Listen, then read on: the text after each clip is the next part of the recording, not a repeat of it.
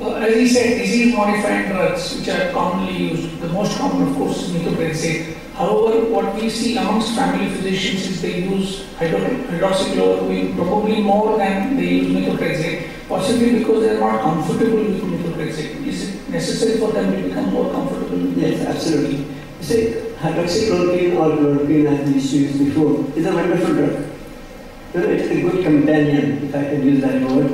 It can, of course, be used alone in very, very mild situations, but it can be tagged with any of these other drugs comfortably.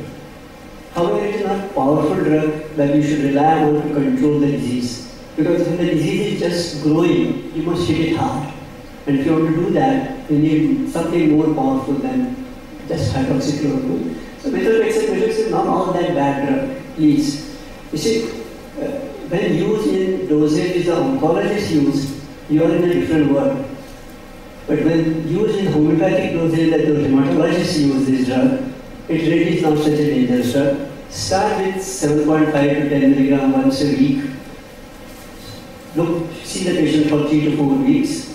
If the patient does not seem to improve, you can add 5 milligram. Go on adding that. You can comfortably go up to 20 milligram. The only monitoring that you have to do is to periodically, before you change from 10 to 15 or 15 to 20, to check their blood count to see that there is no change in the blood counts, especially the PVC count or hemoglobin dropping. Do their minimum test with the HPT for the liver. If you can, maybe add albumin and alkaline phosphatase, and the serum creatinine. That's all that the monitoring is required on the laboratory side. Of course, the patients who ask for side effects are hair loss, some people get nausea, vomiting, some other things. So if anything appears, you really tackle that. But the drug is reasonably safe to use in this fashion. Very few patients really develop side effects which require to be discontinued. So it's a drug which you should get much more familiar with than it's not a drug for cancer that you're using. It's the drug that you're using for arthritis. I think get that difference in the mind. Last word on rheumatoid arthritis here. What is your take on alternative medicines?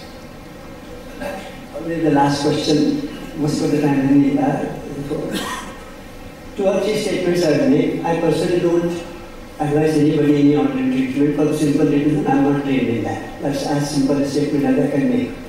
So I am not competent to advise anything on that. However, I also, if the patient asks me, I tell him it is your choice. If you feel an alternative treatment can be of value to you, please go ahead and take it. I am neither going to say you yes, neither going to say you no.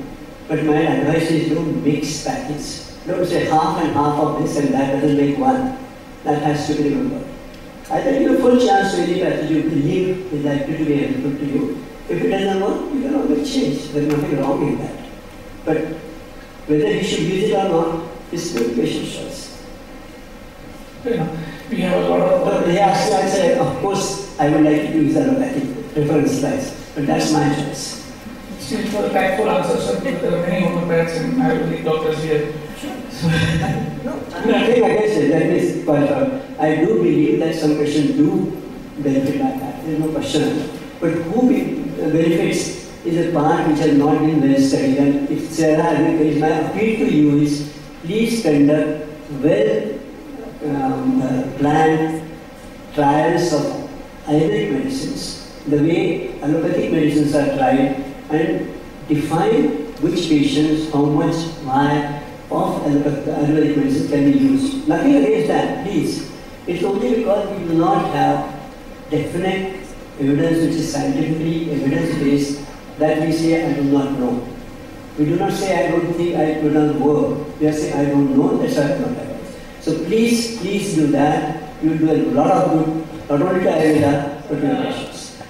Is crystal-induced arthropathy or sometimes a dustbin diagnosis that we use, or is it overdiagnosed, or is it correctly diagnosed most of the times?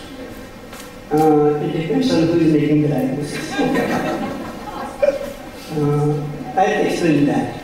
I hope there are no orthopedic colleagues here who are able to offer it. Well, orthopedic physicians are very sensitive to uric acid. Even a level which is, if your upper limit is say 6.1 is abnormal, you have gout or something like that. I think in that sense it's overdiagnosed. In that sense, really overdiagnosed, because for two reasons: that uric acid level by itself does not make it gout. That's the point that we must remember. We call it hyperuricemia. It is not equivalent to gout. Gout is when you get arthritis or you get toe fire, stones, that you get uric acid disease. So one has to differentiate between high uric acid level and calling it a gout. So that thing has to be very clear in your mind. And often the mistake is the patient has some vague symptoms, myalgia, and body ache and everything, and uric acid is high and you call it as. So in that sense, it's overdiagnosed. On the other hand, chronic gout is often mistaken as rheumatoid arthritis. I have seen that more than once, and in that sense, it is underdiagnosed. Then two other, apart from gout, there are the CPPD crystals and hydroxyapatite crystals, which also produce arthritis, which I think is surely underdiagnosed. I have a friend, a very close orthopedic friend, who diagnoses crystal-induced arthritis very commonly, and I tell him that you must give a Swarovski crystal to your wife on your anniversary, because even your happiness will be crystal-induced. So, the next question, of course, in by corollary will be, what uric acid level is abnormal? Is it different for vegetarians and non-vegetarians? Is it different for vegetarians and non-vegetarians? And what uric acid level is important? No, I don't think vegetarian, non-vegetarian upper limit should vary, because we are all same human beings. Correct. Our biochemistry is the same, our physiology is same. What we eat is different. So the upper limit really remains up. Depends on the lab, it is between 6 to 7 milligram. Each lab has its upper limit. Now what this upper limit means is beyond that, the uric acid is not soluble in blood. That's what this means, that upper limit, which is acceptable. Beyond that level, the uric acid forms crystals and it deposits in the tissues, joints mainly, but anywhere else, and then it becomes really something which is disease. So upper limit should be that. However, just as I mentioned, just a borderline of range doesn't make it, because it takes years for the uric acid level to be high, build up sufficient tissue uric acid deposition to produce the disease.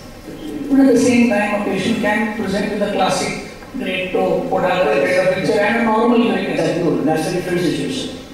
If a patient has very classical gout, attack of first NTP, red, hot, I mean, you know the description of sedent damage is very famous.